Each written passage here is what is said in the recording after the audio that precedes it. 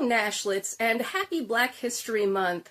I thought we would spend some time this month honoring Black creators and talking about the cultural and historical significance of certain ingredients in Black history. We're starting off with a strawberry pound cake by Jocelyn Delk Adams, who created Grandbaby cakes. She was inspired by her grandmother to start out this blog, to share family recipes, but also to just share with the world wonderful food. It's a very accessible blog, and I do recommend you go into my description here and subscribe up to her because she really is super inclusive. She's got the variations for every different kind of diet. The wording, the way that she comes forward is really understandable. She's disability friendly. She is, again, diet friendly, everything. So please check her out. Her strawberry pound cake is absolutely amazing. And I love that she was inspired by her family history the same way that I am, sharing my grandmother's recipes from Germany and my mama's biscuits, things like that, and keeping my mom alive through sharing some of her recipes from when she was around. So it's lovely. Please do go subscribe to her and do make this cake because it is amazing. All right, let's talk about the significance of red foods, strawberries in particular, to Black history and to Juneteenth. The Emancipation Proclamation was signed by Lincoln in 1863, January of 1863. However, that news did not reach Galveston, Texas until June 19th of 1865. We're not really sure exactly what happened there, but, you can kind of speculate that people didn't want the news to reach the southern states. I will link an article in the description that gives you kind of a lowdown and a history on Juneteenth. It's a really great read. But basically, that was the final freedom from slavery. It was 2.5 years after, and so it is celebrated June 19th.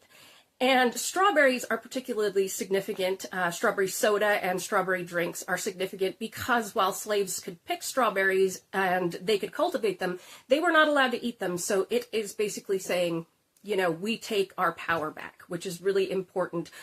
Going back into West Africa, red drinks were very common as a celebratory thing for prosperity. So things like hibiscus tea and cola nuts. And that was brought over here by the culture to the United States and was continued on because it is almost impossible to kill the human spirit and stop people from continuing on their traditions and whatnot. Red also signifies the bloodshed in the struggle for freedom, and I want to emphasize that. That is why red is often used in Juneteenth. And for those that don't know, I am a bit of a history buff, and that includes the good, the bad, but most importantly, the truth. And those that don't learn from history are condemned to repeat it. And one of the things that I want to share is that throughout history, there never really has been some great golden age. Everything we look back on as a golden age is seen through the eyes of a hazy nostalgia.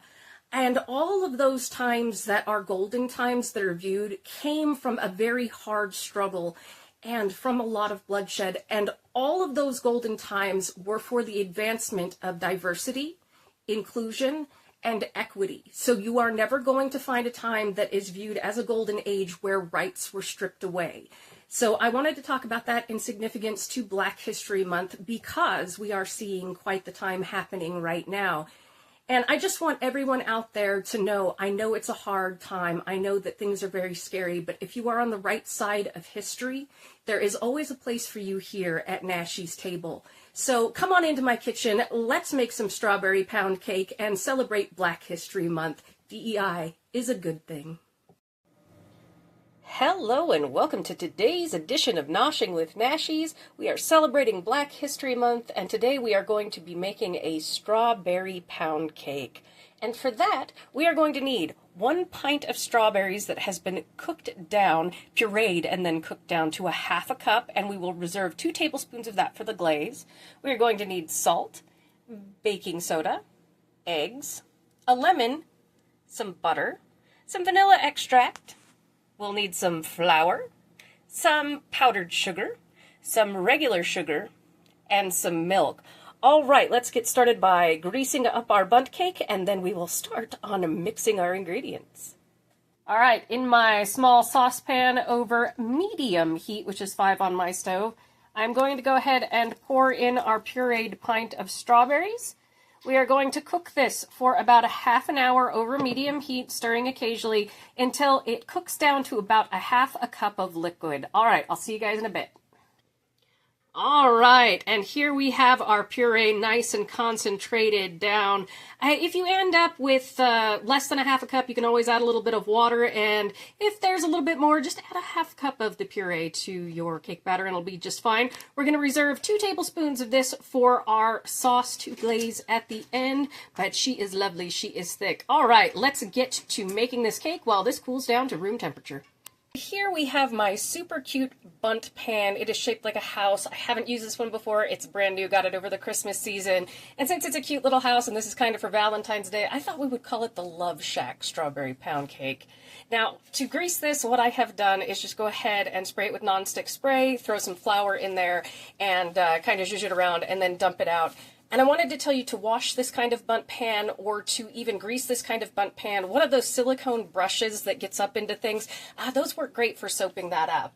And this recipe comes from Jocelyn Delk Adams, who has the blog Grandbaby Cakes. She's wonderful, and she has all sorts of tips and tricks to make this vegan, to make this gluten-free. She has tips and tricks on how to grease your pan, all of that kind of stuff. And of course, that will be linked in the description. Okay, I'm going to bring my butter over and we're going to cream it.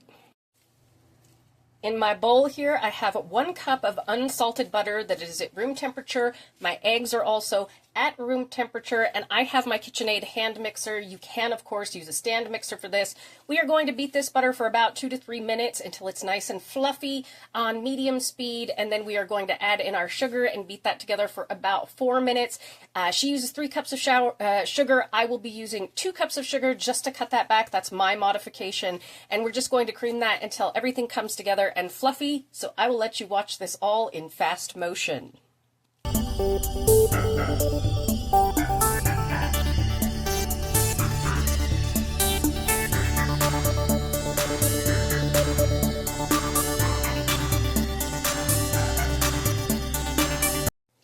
All right, now we're going to come in and add our sugar and beat this for about 4 minutes until everybody's combined. She said if you're using the 3 cups, it's okay if it gets crumbly toward the end. That's perfectly fine. I'm using 2 cups. And do make sure you have a spatula off to the side to scrape down the sides of your bowl every so often, just to make sure everything gets incorporated.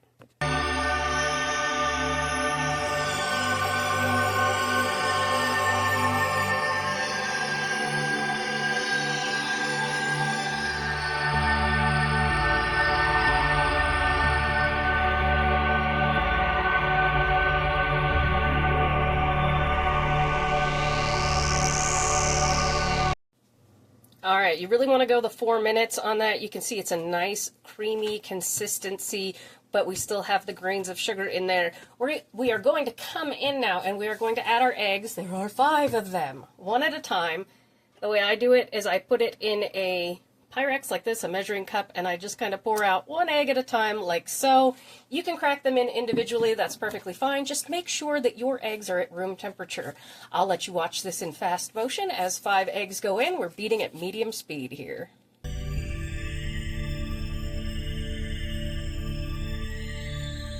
Separate the mind from the body. Separate the mind from this world.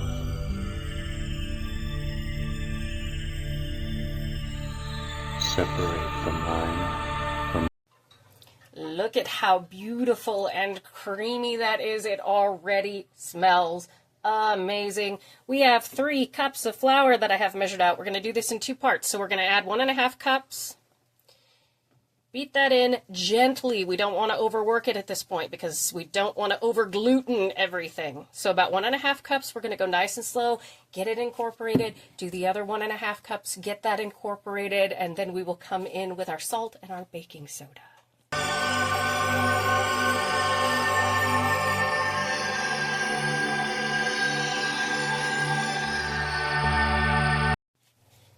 All right.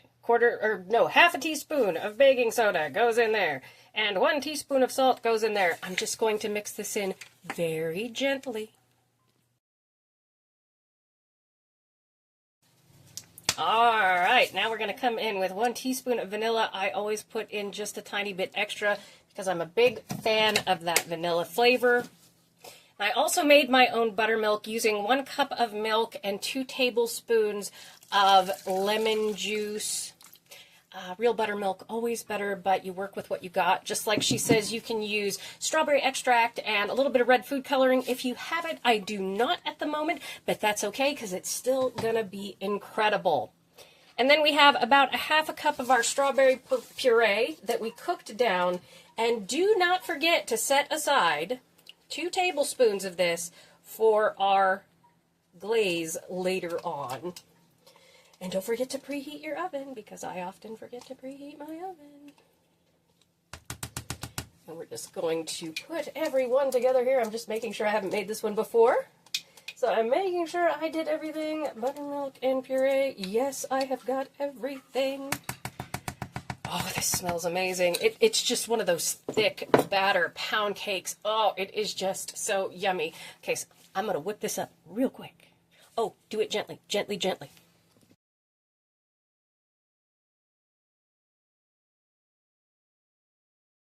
All right, you can see that we have our batter here. It is beautiful, smells like fresh strawberries. It reminds me of little Nashies. When I was around 3 years old, my grandmother grew strawberries around her garden, and boy, I would go and pick those, and she'd always get so mad at me, well, mock mad, you know, because she was going to do strawberry shortcake or something, and Nashies was out there eating all her strawberries. Loved them so much that for my 3rd birthday, my very first bike was a strawberry shortcake bike. All right, I'm going to grab my bundt pan. We're going to throw this in there. All right, and here we have the Love Shack. Let's fill her up. This is amazing. It smells so good. Let's go this way.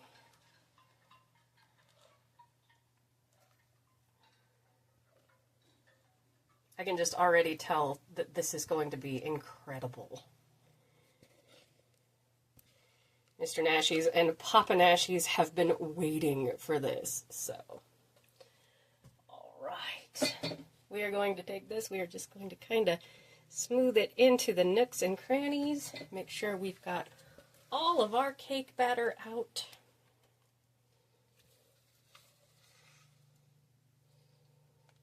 Get in there. And like I said, to clean these kind of shaped bundt pans, these silicone brushes like you use for barbecue or whatever, they work really well. They also work really well to help butter or grease the pan as well. All right, I think we got everybody in there. I'm going to give it a little shake.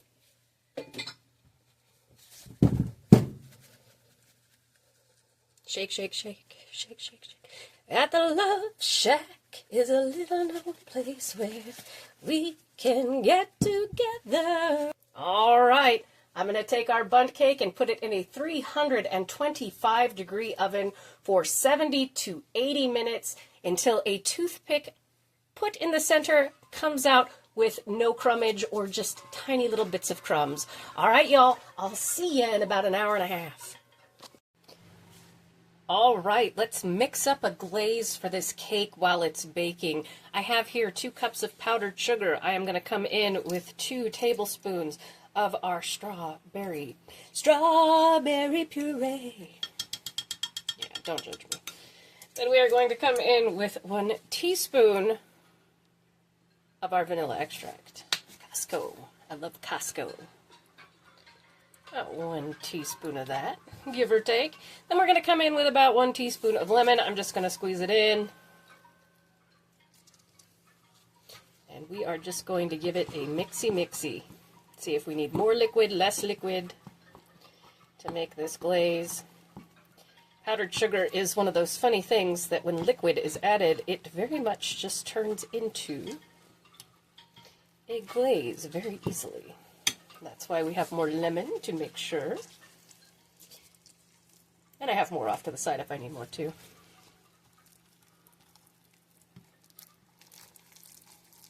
Oh, this smells amazing with that lemon and that strawberry.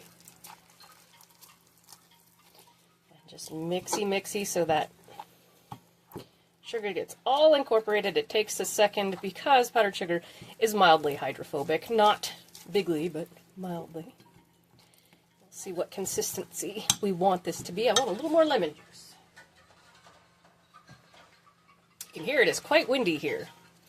If ever you're worried about getting seeds, you can actually squeeze your lemon into your hand like this and just kind of let it flow through so that you catch any seeds that might be headed the way of whatever you are making. So it took more like a tablespoon of the lemon juice for me because my puree was very, very thick. I used a bit more than a pint of strawberries because I wanted really, really intense strawberry flavor. So, but you can see that's the consistency of our glaze. It is lovely. Wish the camera were picking up the intense pinkness that this is because it's lovely. And I'm just going to mix it for a bit, and then I'm going to let it sit off to the side, and we will glaze our cake with it after the cake has cooled. See you in a bit. All right, the Love Shack is out of the oven. It took me about 90 minutes because that was a lot of batter, and I do have a slightly smaller pound cake pan than she uses since it's house-shaped, so it took a little bit longer, and that's perfectly fine. So I'm going to let it sit for about 10 minutes here before flipping it out. All right, I'll see you in just a bit. All right, Nashlets, let's try flipping out this cake. Boom! And it came out absolutely perfect.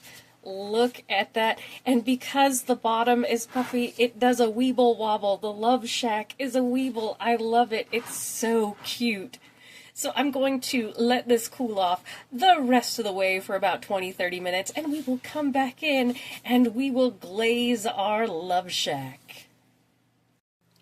Look at our cute little Love Shack here. And I did, with Mr. Nashies, taste this recipe via the hole in the middle of the bundt pan. There was a little bit of the cake in there. And I can tell you that cutting back the sugar by a cup, it does make a difference. Obviously, it's not as sweet, but it still tasted absolutely wonderful. Now, make sure if you're storing the glaze in the fridge to take it out so it warms back up and gets this nice consistency so that we can pour this over the top of our cake. And the thing that I really love about Jocelyn and her blog, Grandbaby Cakes, is how accessible it is. She has variations on the recipe. The language is extremely easy to read. She accommodates everyone. She really is all about inclusion and diversity. It's really wonderful. So I do suggest you go into the description of this video and sub up to her for wonderful recipes and just enjoyable reading. And there we go, we have a beautifully glazed strawberry pound cake. All right, I'm going to set up for the final shot here, and I will see you in just a second. And here we have the final of our strawberry pound cake, our Love Shack. It is just so cute. And over here, I have cut us a piece that I took from the bottoms because it was weeble wobbling. And I've just put that there. This is a wonderful, tasty treat for any time of the year and a great way to celebrate Black History Month. Thank you so much for joining me for today's edition of Noshing with Nashies. And remember, if you come to a fork in the road, pick it up and have a nosh with Nashies. Please like, comment, share, and subscribe, and I will see you in the next one. Bye.